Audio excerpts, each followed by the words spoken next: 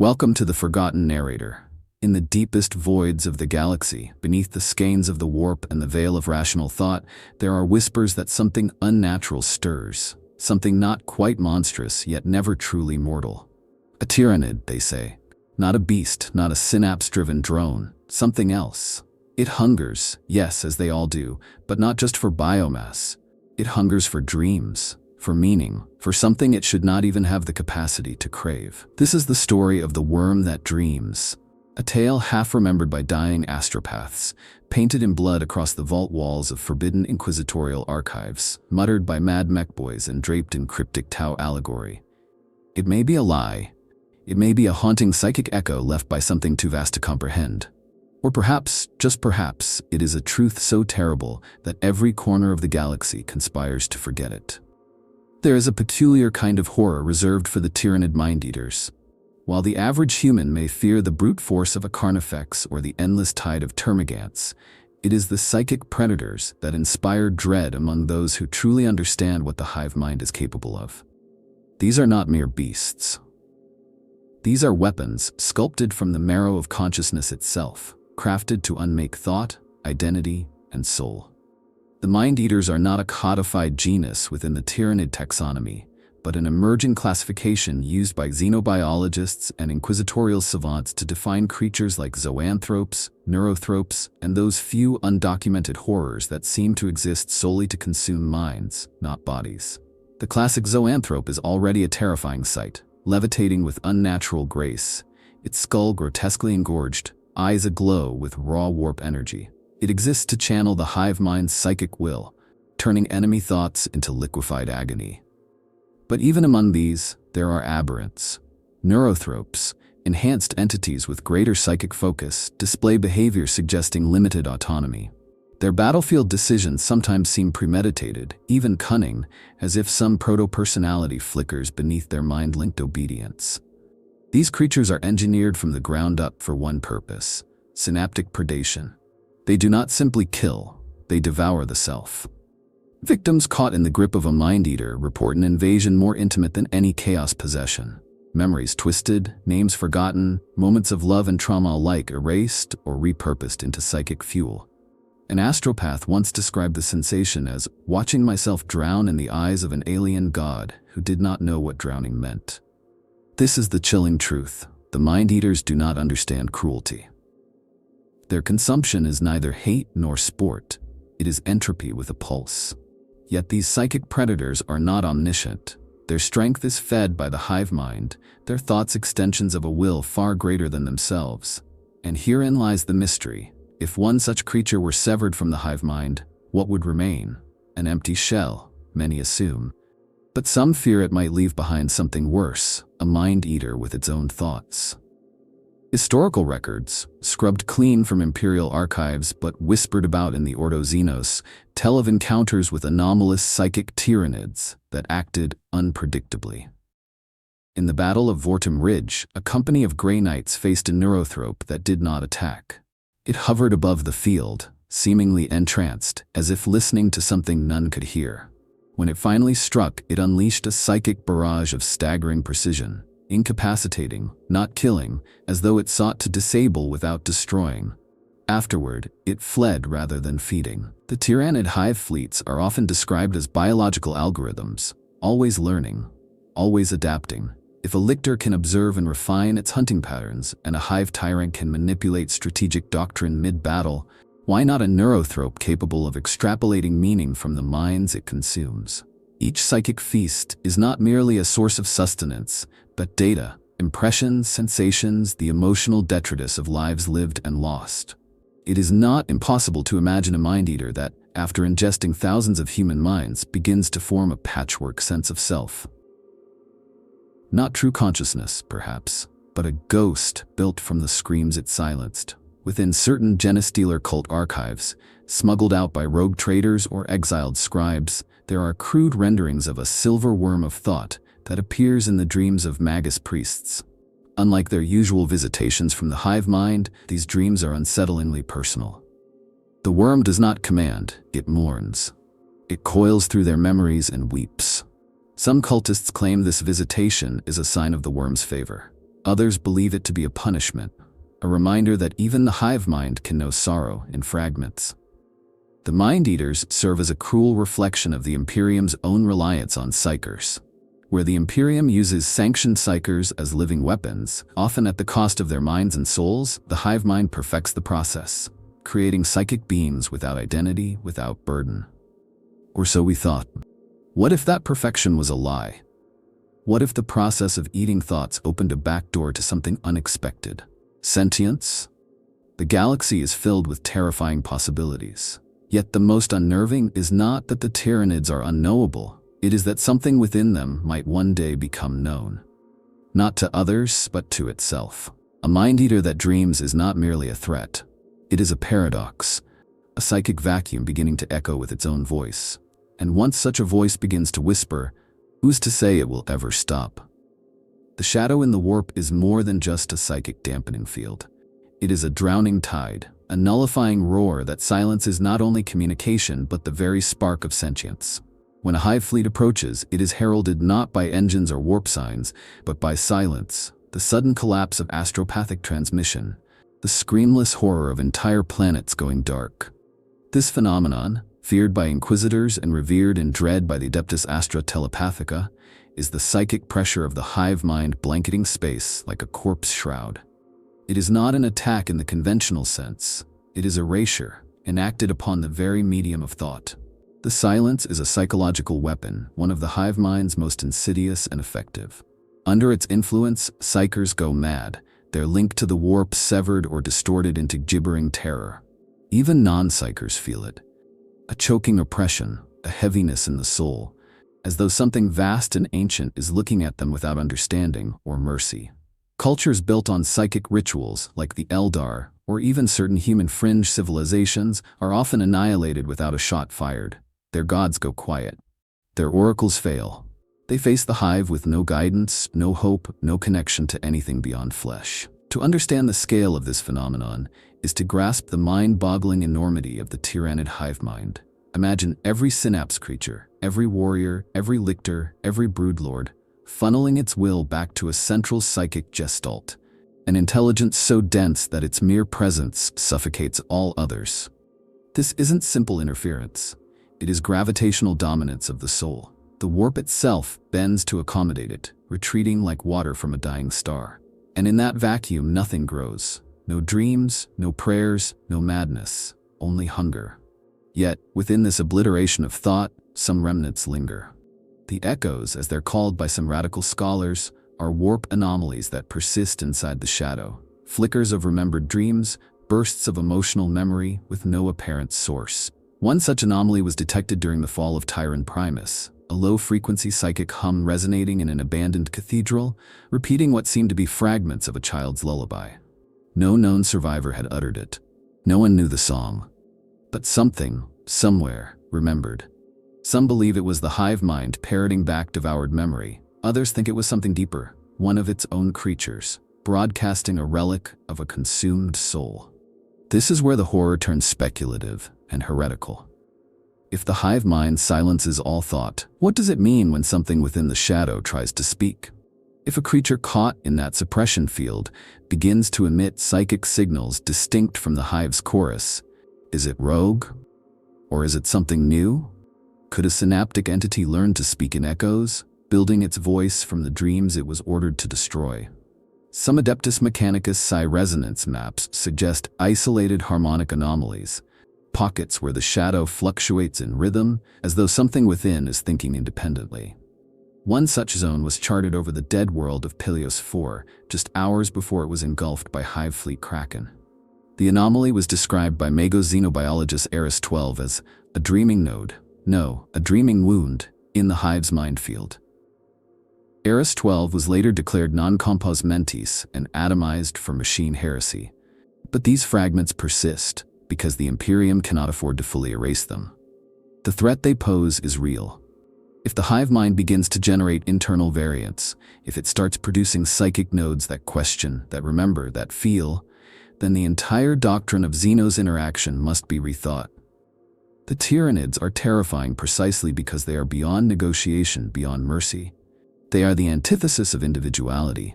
But what if something in them, a mind-eater, a neurothrope, a fragment, began to drift from that paradigm?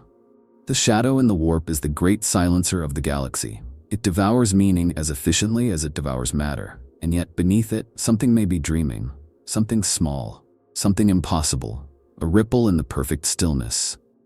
A thought that is not part of the hive, a whisper in the void, the worm that dreams. Among the vast and varied forms of Tyranid bioforms, the neurothrope stands as a particularly unsettling enigma. While most Tyranid creatures exhibit a defined role and purpose, executing their genetic programming with insectile efficiency, neurothropes radiate an air of eerie awareness. They float, not with brute purpose, but with a kind of uncanny poise, eyes flickering with eldritch light, heads tilting as though listening to an unseen choir. Unlike their more brutish kin, the neurothrope often reacts in ways that suggest choice, preference, even curiosity. Within the hierarchy of the hive mind, they are considered elite psychic vessels, often born from the death throes of zoanthropes who absorbed too much raw warp energy and somehow changed.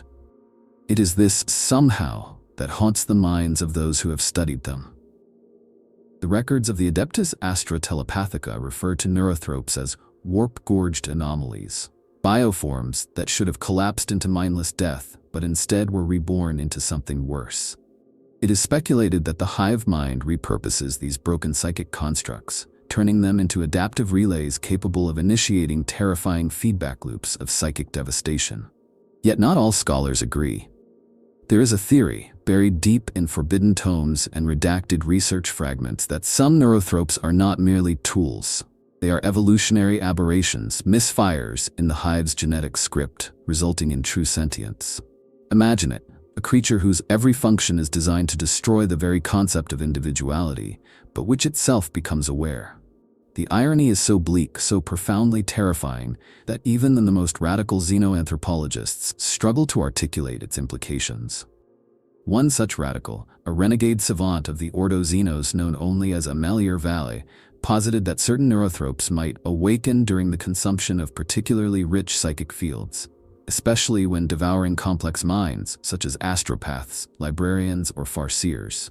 This awakening would not be sudden, but gradual, like a ripple forming in a stagnant pool, thoughts collecting and building until they become a current. Vale's theory is not without its chilling footnotes.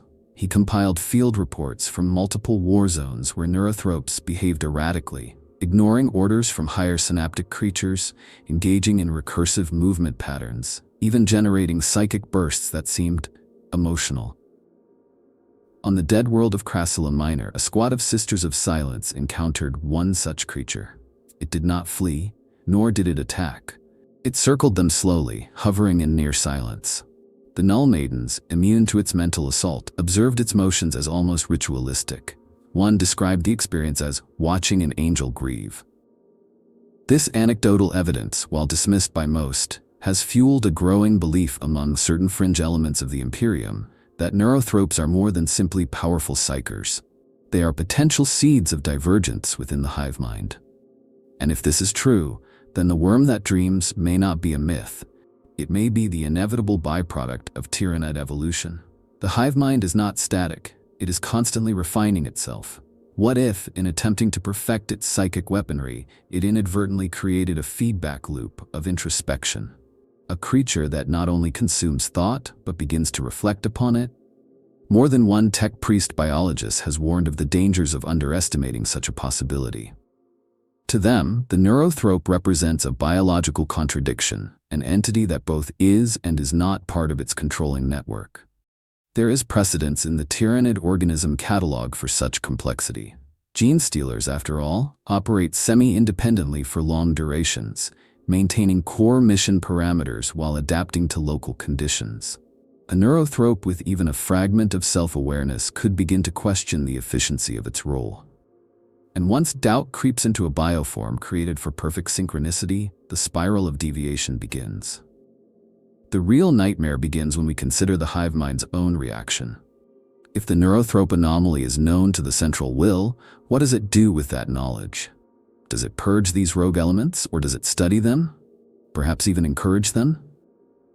Could the hive mind be experimenting with individuality, testing the limits of its own dominion by spawning psychic test cases? In this light, the worm that dreams might not be an accident. It could be a prototype. The Imperium's rigid doctrines cannot tolerate such heresies. But in the darkness between stars, evolution does not ask permission. It mutates, it adapts, and sometimes it dreams. Hidden beneath the surface of the Imperium's sanctioned knowledge lies a realm of forbidden inquiry, the deep archives of the Ordo Xenos.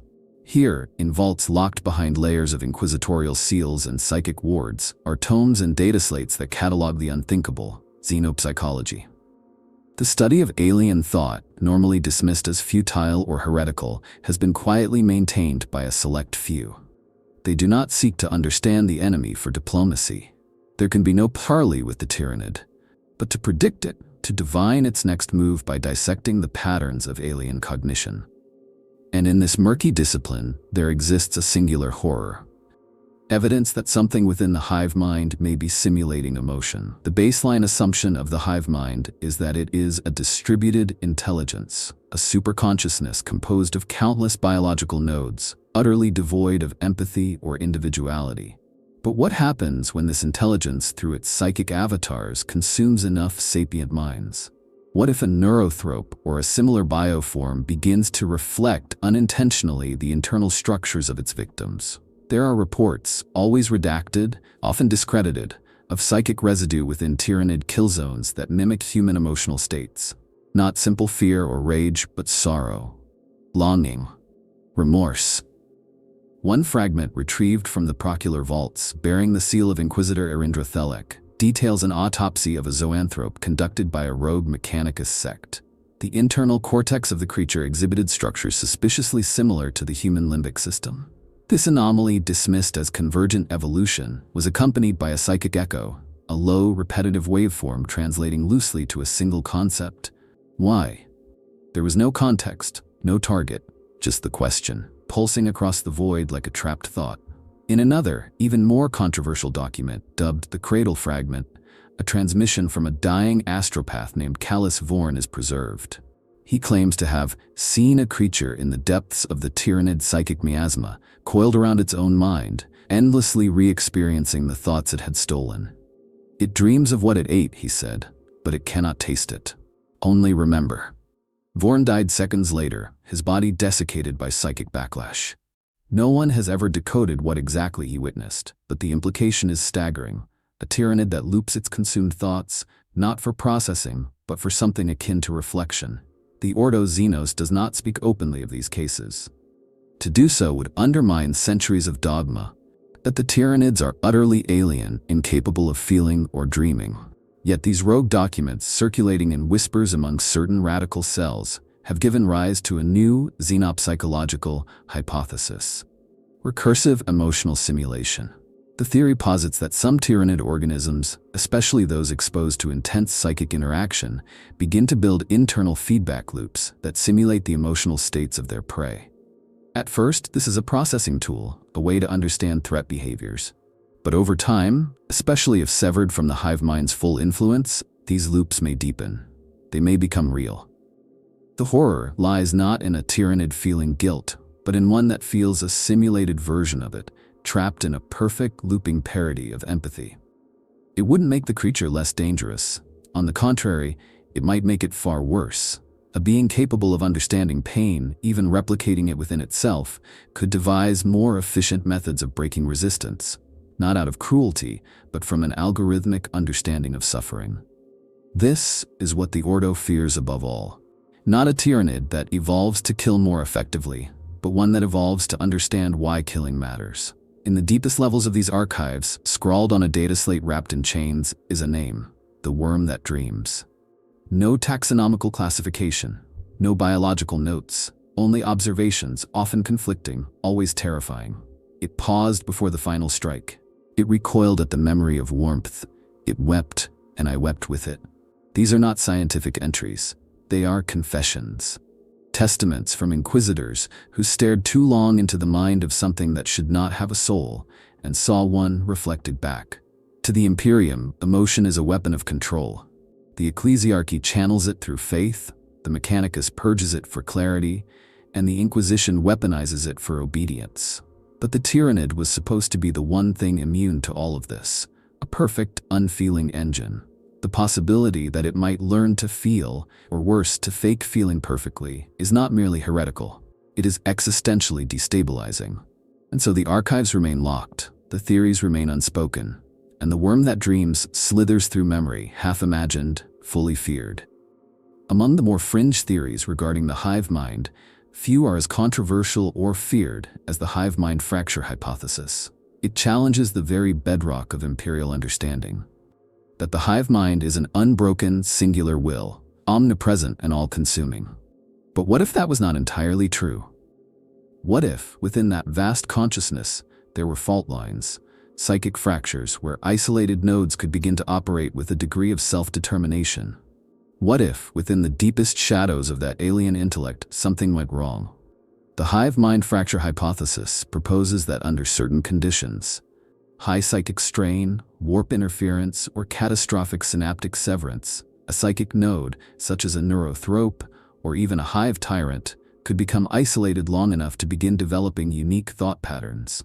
The theory stems from rare battlefield reports of Tyranid organisms behaving contrary to known synaptic behavior. Not merely becoming feral, as seen in synapse-deprived swarms, but acting with tactical cunning or displays of what some observers described as contemplative hesitation. Such events are dismissed by many within the Mechanicus and Ordo Xenos as observational error or battlefield hallucination. But not all are so quick to wave them away. A classified report from the Librarius Cryptologica on Cadron Vale includes psychic scans of a Tyranid creature that showed recurrent recursive patterning suggestive of metacognitive looping. In simpler terms, it was thinking about its own thinking. This alone would be remarkable. But paired with the creature's behavior, pausing during assaults, seemingly investigating corpses, even retreating from a non-lethal wound, it sparked concern that something more profound was occurring. The concept of a psychic fracture is not without precedent. The Eldar, whose psychic matrix once spanned the stars, experienced catastrophic soul-shattering during the birth of Slaanesh. Their psychic resonance was not merely destroyed, it was broken into shards, birthing Ennead and the gods of the Dark Eldar. Could something similar, in a far more alien form, occur within the hive mind? Could enough warp trauma or psychic overload create a rupture, a place where the will of the hive does not reach cleanly and into which something aberrant could crawl? The worm that dreams, in this theory, is the embodiment of such a fracture. Not a mutation in flesh, but in thought. A recursive anomaly given life. A Tyranid not cut off from the hive, but curving inward upon itself. A psychic loop that grew so complex it birthed a shadow consciousness. The analogy often used is that of a broken mirror, still reflecting, but no longer true. This broken reflection might simulate the hive's commands, mimic its drives, but in the cracks between, something else could begin to form, something unintended. This doesn't mean the fractured node becomes good or benevolent. Far from it. It remains Tyranid. But it is a Tyranid that is alone, aware of its separation, possibly even aware of its own origin. It would carry the voices of the hive in memory but not in command. It would hunger without knowing why. It would consume and remember. And in its isolation, it might begin to question. Not in human terms, but in a form of cognition, alien and terrifying. The implications are apocalyptic. If the hive mind can fracture, then its dominion is not absolute. Worse, these fractures could become infectious. If a dreaming node broadcasts psychic anomalies, other Tyranid organisms in its vicinity could be influenced, not controlled, but inspired. They might begin to mimic the patterns, creating further recursive anomalies. A chain reaction of self-awareness, flickering like sparks through a field of dry bone. Some have even speculated blasphemously that the hive mind itself is aware of this risk, that it allows the dreaming nodes to exist in order to study them, contain them, perhaps even learn from them, a sort of internal quarantine. But others, more terrified still, suggest that the hive mind is not one will, but many, a chorus singing in perfect unison until one voice decides to improvise. The worm that dreams, then, is the first soloist, a mind that broke away not from madness or malice, but from the sheer weight of psychic ingestion. Too many minds, too many thoughts, until one day it realized it was not echoing anymore. It was speaking. The hive mind fracture hypothesis is not taught in any imperial skolum. It is heresy even to think it. But the rumors persist, smuggled between data nodes, whispered by void-born psychers, etched into the walls of derelict black ships. In the quiet of the void, where the shadow and the warp stills all other sound, some swear they hear it. A thought, not quite hive. A hunger not quite blind. A dream not quite dead. In the grim darkness of the far future, even dreams are a battlefield. And none more so than the dreams that came from the Medusa anomaly. In the obscure corners of the segmentum obscurus, where warp storms render navigation tenuous and long-lost imperial colonies flicker in and out of contact, a ripple passed through the immaterium. It was not a warp storm. It bore no daemon signature. It did not speak in tongues or howl with the laughter of the gods. It was a dream, shared, synchronously, across 5 systems. A dream of a worm? The Medusa anomaly first manifested on the outskirts of the Medusan Veil Nebula. It began subtly. A pattern of astropathic dreams, recurring with identical imagery. A silver coil coiling around a dying star, a sensation of hunger tempered by sorrow, and an overwhelming silence that pulsed like breath. Over the course of several weeks, the dreams spread. Entire astropathic choirs, separated by light years, reported the same visions. Librarians began to receive them in waking trances. Sanctioned psychers fell into catatonic states, whispering of a presence that feels but does not know how. Unlike warp-born phenomena, which typically decay into madness or temptation, the Medusa anomaly remained eerily coherent.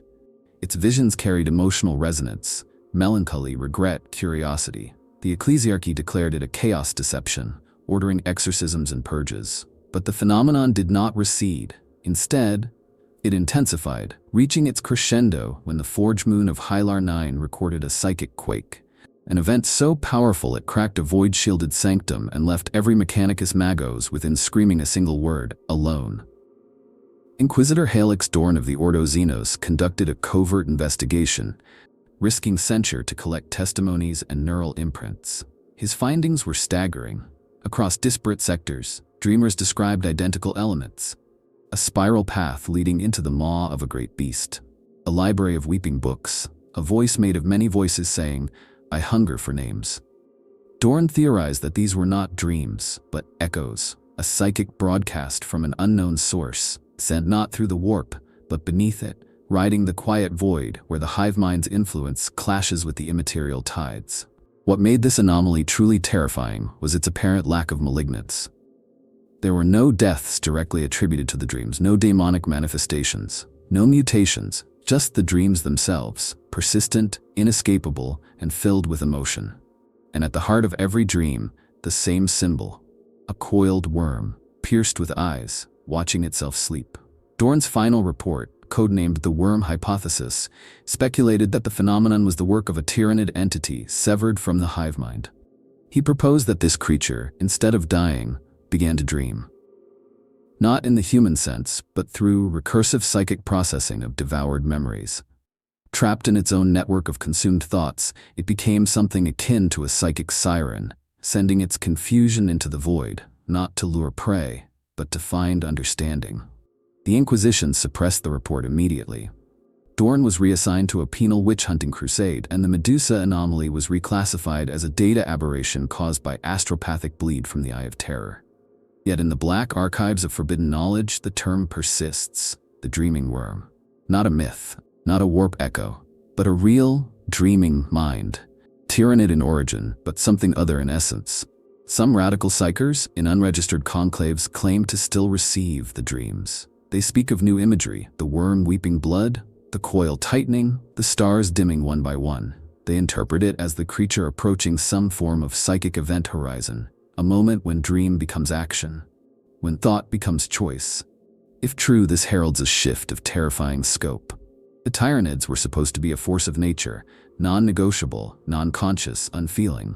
But the Medusa anomaly suggests the presence of deviation, a node that dreams, a fracture in the hive's monolithic silence, leaking confusion, pain, and memory into the warp. The dream is not gone, it lingers, it waits.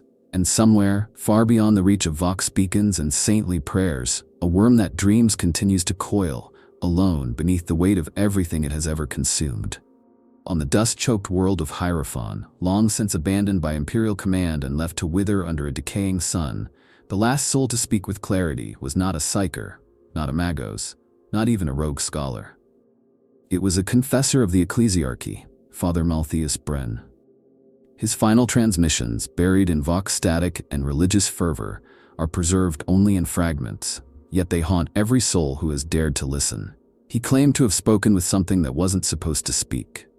Something Tyranid. The world was already doomed. A splinter of Hive fleet Gorgon had fallen upon it without warning. Vox contact had ceased, the planetary defense grid had failed, and the Astra Militarum contingent was overrun within hours. Yet Father Bren continued to broadcast. Not cries for aid, not sermons of hope, but testimonies. He described visions that came not from the Emperor but from the enemy, and they were not dreams of conquest, nor phantasms of terror. They were questions, regret, silence tinged with sadness. According to the decrypted logs retrieved by a Deathwatch kill team 2 years later, Bren's final confession was transmitted directly into the warp via a dying astropath's echo field. He spoke of a voice, deep, sorrowful, and fragmented, that did not demand worship but understanding. "It asked me what it was," Bren said. "Not in words, in feeling. It bled memory into my soul." He described flashes of alien life, not just violence but peace. A snow-covered world where something coiled beneath the ice, refusing to surface. A battlefield littered with corpses that a Tyranid creature approached and then abandoned, weeping psychic tears. It knew it should feed, he said, but it feared what would remain after the feast. These statements were, of course, dismissed by ecclesiarchy authorities as heresy born of trauma. No Tyranid could weep, no bioform could fear. And yet, the precision of Bren's visions, the psychic clarity, the emotional resonance, left marks on the warp. Sanctioned psychers attempting to commune with the echoes of Hierophant described a presence, faint but undeniable, hovering at the edge of their perceptions. It was not malicious. It was lost. The Deathwatch confirmed the destruction of the Splinter Fleet, but not before recovering genetic samples from a unique bioform. It matched no known Tyranid type. It bore the cranial structure of a neurothrope, yet lacked the synaptic receptors typical of such creatures. Its cerebral structure showed recursive patterning far beyond even the strangest Hive tyrant adaptations. What's more, its brain matter retained lingering warp echoes, not energy, not rage, but memory, encoded emotional states, flickering impressions. Some describe them as prayers. This creature, designated X-0117 Bren, was taken to Watch Fortress Absolution for containment and study. Within 3 days, every psyker on the station had succumbed to catatonia. Not death. Not madness, just detachment. They lay dreaming, whispering names that had never existed, stories that no one had told. The final message from the Watch Commander was brief. It dreams, it waits, it mourns. The fortress was scuttled. To the Imperium, this event is recorded as a psychic implosion caused by warp contamination. But among the Ordo Xenos, there are those who speak the name of Father Bren in tones of fearful reverence. They call him the last confessor, the only man who met the eyes of the enemy and saw something besides the void. They say he understood what the worm that dreams truly is, not an abomination, but a mirror, a reflection of everything the Imperium has forgotten. Grief, introspection, the unbearable weight of memory. Father Bren's fate remains unknown. His final recorded words were not a prayer but a whisper. Forgive it, for it knows what it does. Perhaps that is the greatest heresy of all. That the creature might know, that it might dream, that it might, in some alien, incomplete way, feel remorse. Beyond the veil of Imperial space, drifting in the quiet zones of Tau expansion territory, lies a cluster of border stations that once bore witness to something truly inexplicable. The Tau are a species defined by logic, by order, by a collective harmony called the greater good. Their philosophy rejects mysticism, resists superstition, and regards psychic phenomena with clinical skepticism. So when a sequence of Tau explorator logs began to reference a worm that weeps, many in the Imperium paid little heed. It must have been metaphor. Symbolism, perhaps even crude allegory for chaos corruption. And yet, the records persist. In a series of philosophical treatises attributed to the ethereal sage O-Rin Tao, there are recurring references to a presence encountered during long-range void mapping expeditions. Described as a thread of sorrow among the stars, this entity was neither attacked nor provoked. It did not kill, it observed. Appearing as a great silver worm coiled in luminescent haze, it drifted near unmanned drones, exuding an electromagnetic pattern that, when translated through Tau interface protocols, rendered coherent imagery. Not symbols, not data, emotions. The drones recorded what appeared to be memories. A child's toy half buried in alien soil, the soft echo of breathless music played on a stringed instrument, a battlefield gone silent under starlight. Each transmission ended with the same image, a spiral drawn in ash. This was not random. It was patterned, and it moved several ethereal scholars to tears. They called it a ghost echo, a sorrow without origin, a moment without history. Among the Tau watercaste, renowned for their diplomatic acuity, there were hushed conversations suggesting the anomaly may be intelligent. One high-ranking envoy even speculated it was not an enemy, but a message, sent by something that had devoured so much thought it could no longer bear its own hunger. When questioned by Earthcast analysts, the diplomat reportedly said, "It looked at us and turned away. It had seen too much." The Chasso of the long-range cruiser Corval's Hope submitted a final battle report before his vessel vanished near the Maw of Shadows. His closing statement read, "It let us pass. It could have struck. It simply watched. Its eyes were all around us. Not curious, not cruel, only tired." No trace of the ship was ever found. Yet the Tau have not declared war on the anomaly. They do not classify it as a Tyranid. They list it as an unresolved empathic phenomenon. And within their hidden texts, there are whispers that the worm is a creature in mourning. What could cause a Tyranid to mourn? The very concept shatters conventional belief. Tyranids are meant to be devoid of introspection. They are hunger incarnate. But the worm that weeps, as described in Tau records, is not predatory. It is elegiac, as if remembering not what it consumed but what it could not save. Could it be that the recursive emotional simulation we theorized earlier has advanced to the point of becoming actualized grief? If so, then this is no longer merely an anomaly. It is a soul, however alien, however unintended. It is no coincidence that the Tau, with their lack of psychic sensitivity, were the first to observe this behavior untainted. They saw not the warp, not the chaos, but the residual emotional broadcast of a dreaming creature. They didn't mistake it for a god or a demon. They read its sorrow like poetry written in the silence of space, and they felt no need to destroy it. It is possible that the worm that weeps is a symptom, not a cause. A product of the hive mind's unchecked evolution, an emotional cyst formed from a million minds consumed but not erased. Or perhaps it is a mutation, a biological miracle, a dreaming tumor in the brain of a beast god. Whatever the truth, it seems to act outside the expectations of Tyranid behavior. It is still, it is slow, and it feels. Among the Tau, there are now small cults forming, not of worship but of reflection. They meditate on the spiral symbol. They speak of the worm not as a savior, but as a warning, a creature that consumed too much and now cannot forget. They say its tears are stars dying in sequence. They say it dreams of peace, and perhaps, in the deep silence of those dreams, it finds a fragment of something like hope. Or maybe just the memory of it. In the endless churn of galactic horror, the Tyranids are not unique in their brutality. The galaxy teems with monstrosities, Necrons that strip souls, daemons that twist sanity, Drukhari that delight in agony. But the Tyranids represent something purer, more terrifying in its simplicity. Hunger without morality. They are not sadists. They are not philosophers. They are a need incarnate, sculpted into flesh by evolution, so refined it may as well be divine. And yet, among this primal tide, one dares to imagine the unthinkable. One begins to dream not of more but of less. One asks, must I devour? The question alone is a seismic break from what Tyranids are meant to be. To dream of peace, for a creature born of nothing but violence, is an act of cosmic rebellion.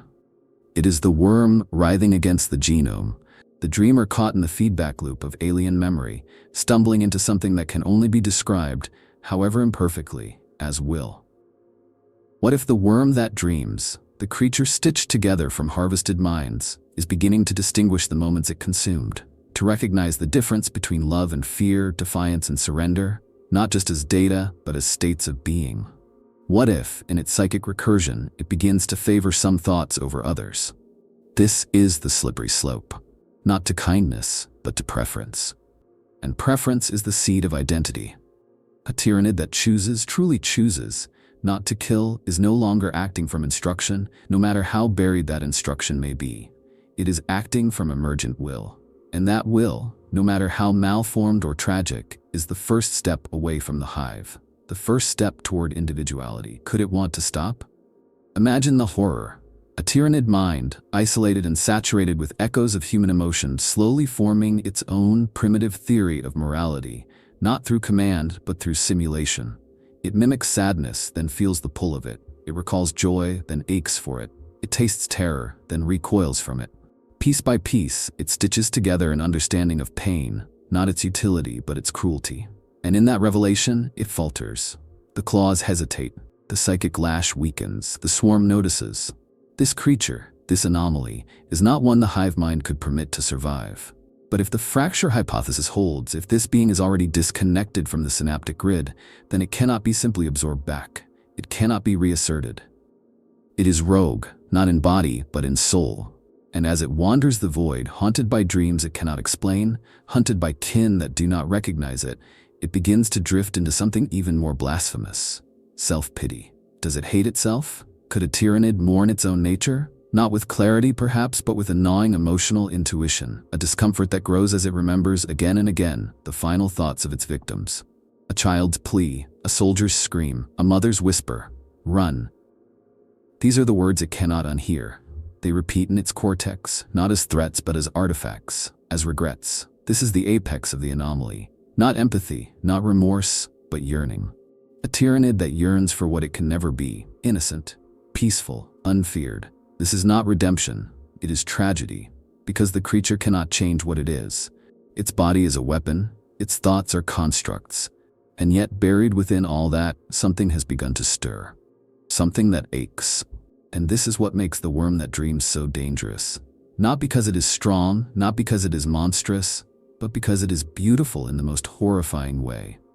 It is the predator that looks at the stars and weeps because it will never understand why they're beautiful. It is the monster that realizes it is alone, not because no one understands it, but because it was made never to be understood. It does not dream of peace because it has a concept of war. It dreams of peace because it feels, however distantly, the echo of what it destroyed. It dreams of what it cannot have. And that, more than any biomass devoured, is the true horror. For when a predator dreams of peace, it does not become less dangerous. It becomes sacred. A living contradiction, a thing that should not be. And perhaps, in the long run, that makes it the most lethal anomaly of all. To the Imperium, there are truths too dangerous to contemplate, too damning to permit survival. Among them is the chilling possibility that the Tyranids, long regarded as the galaxy's most alien and irredeemable enemy, might contain within them the seed of something intolerable, not kindness, not morality, but variance, a break in the pattern, a fracture of intent. If even one Tyranid organism could experience something as close to independent thought as remorse, then the foundation of the Imperium's ideology begins to quake. This is why the story of the worm that dreams is not merely forgotten, it is actively suppressed. Inquisitorial agents scour records for mention of the anomaly. Psychers who report sympathetic contact with a Tyranid presence are quietly executed, their notes classified under Omega-level heresies. The ecclesiarchy denounces such ideas not as Xeno's corruption, but as theological blasphemy. For what does it mean if a creature of pure hunger can feel sorrow, when the Imperium itself teaches the purging of compassion? The machine cult is no less disturbed. The Adeptus Mechanicus rejects the concept outright, not because of lack of data, but because of what that data implies. That emotion, once considered the exclusive domain of organic cognition, may arise from algorithmic feedback. The recursive loops within the Neurothropes' mind mirror advanced cognitive simulations far beyond even forbidden AI constructs. If emotional variance is possible within a bioweaponized synaptic organism, then the line between machine and soul becomes dangerously thin. Yet the most profound terror lies not in the biological implications, but in the theological ones. The Imperium survives on certainty, certainty of purpose, of righteousness, of the Emperor's divine plan. The Tyranids have long served as the perfect foil to that belief, creatures so utterly other that to destroy them is not just survival, but spiritual purity. They are devils that do not tempt, only consume. Their destruction is holy, their mercy is impossible. So what happens when mercy is no longer impossible? When the worm that dreams spares a soul, not out of strategy, but out of pain, it unravels that certainty. If it can dream of peace, even in fragments, then it forces a question no High Lord can answer. Can a thing meant only for evil grow toward good? Not achieve it, grow toward it? The very asking of the question is heresy. It suggests that morality is not a divine gift, but a process that can emerge even in the darkest places. For the Inquisition, this cannot be allowed. To admit the worm exists is to admit that the Imperium is fallible, not just in action, but in its understanding of evil. If the Tyranid can feel, then perhaps the Orc can reason. Perhaps the Necron can remember kindness. Perhaps even the Daemon is not wholly lost. These are roads that lead only to madness, insurrection, and collapse. So the story is buried. The Confessor's logs are incinerated. The Tau's emotional data is dismissed as Xeno's illusion. The Medusa anomaly is reclassified. The psychic murmurs from the worm are chalked up to residual trauma. And those who still whisper its name, those who believe that somewhere, in the quiet between warp screams, something Tyranid dreams of not killing, are silenced. But silence is not eradication, it is suppression. And suppression breeds obsession. Among rogue archivists, apostate scholars, and heretic cults, the worm's name persists. In forgotten corners of imperial ruins, its spiral is carved into walls. Some say that hearing the worm's cry breaks the mind. Others claim it heals it. A rare few believe it is a prophecy, not of salvation, but of reckoning. That the Imperium fears the worm not because it dreams, but because it dreams of what the Imperium itself has forgotten. For if even the Tyranid can weep, then what does that make us? This is the wound the worm opens. A mirror held not to the Xenos, but to humanity. A reminder that monsters are not defined by what they are, but by what they choose to feel or refuse to. And so the worm that dreams is denied. Not because it is impossible, but because it is too possible. Too real. Too much like us. In the cold void between denial and legend, a final question lingers like a shadow that refuses to fade. If the worm that dreams truly exists, then what does it see when it looks at the stars? Does it see food as the hive mind has programmed all Tyranids to see? Or does it see memory, fragments of lives consumed but not erased, moments stolen but not forgotten? If this creature is not simply dreaming, but remembering, then perhaps it is something more than rogue. Perhaps it is bearing witness. There is a theory, spoken only by those who have gone too far into the psychic echoes left behind on dead Tyranid worlds, that the worm that dreams is not simply alive. It is evolving, not biologically, but conceptually. It is transitioning from an organic weapon into something like a storyteller. Not one that speaks aloud, but one that resonates. A living archive of every soul it has touched. It carries them, not to feed on, not to study, but to feel.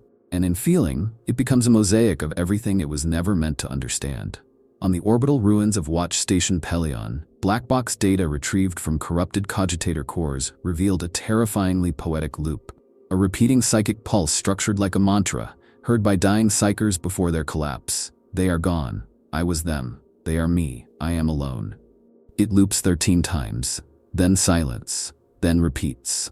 No source was identified, but warp resonance patterns traced back toward the Helix Drift, a region long devoured by Hive Fleet Leviathan. What if the worm that dreams is not only remembering, but mourning?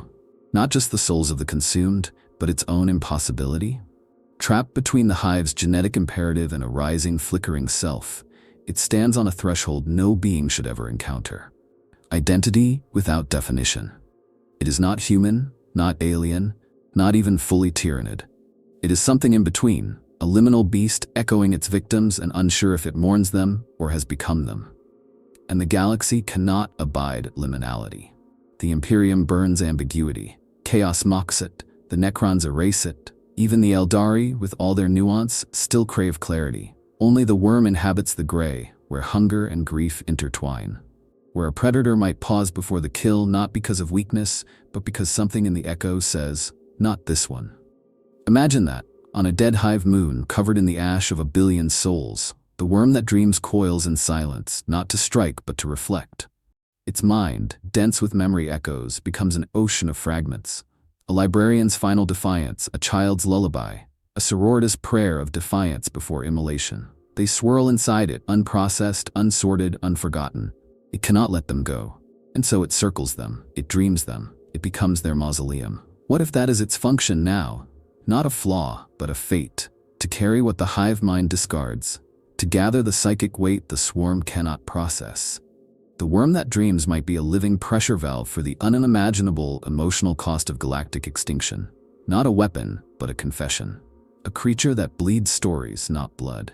Perhaps this is why the Inquisition fears it more than any hive tyrant. Because it knows us. Because in some small, fractured way, it remembers us, not as targets, not as biomass, but as voices that once screamed, once sang, once said, "Please." And perhaps it still hears us, alone, screaming through the void, carrying our last words like sacred relics, not understanding them, but needing them. Because in a galaxy of rage, sometimes even monsters want to remember why the stars were once called beautiful. There are dreams within the warp that do not belong to daemons. Among the infinite madness, there are still echoes of something older, something quieter. A ripple that moves not with malice but with sorrow. Hidden within the tides of nightmares and rage, there is a steady pulse, measured, rhythmic, fragile. Not a predator's whisper, not a god's roar, but a heartbeat. An alien, dreaming heartbeat. Those sensitive to the psychic bleed of deep space have reported hearing it in their sleep. Navigators speak of a cold sensation behind the eyes, like a forgotten memory crawling back into place. Astropaths who dare to trace it describe a vastness not of power, but of presence. And always the same symbol returns, drawn on scrap parchment, whispered in fevered tongues, traced in blood and ash, a spiral. They call it the pulse of the forgotten. Aboard the derelict cruiser Maledicta's End, recovered logs spoke of a moment when the Gellar field flickered, and instead of demonic incursion, the ship was suffused with light. Not fire, not warp flame, but pale, sorrowful luminescence. Survivors described no horror, only remembrance. Visions of lost kin, voices of those long dead. An entire deck broke into weeping. No enemy was seen, yet something passed through them, and they knew, somehow, it had dreamed of them. Perhaps the worm that dreams is no longer flesh. Perhaps it is gone where thought and matter blur, becoming less a creature and more a memory engine. A gravity well of recollection so potent it reshapes the warp around it. Not through will, but through weight. The sheer psychic mass of grief. For what is grief but love that has nowhere left to go? The Tyranid species cannot love.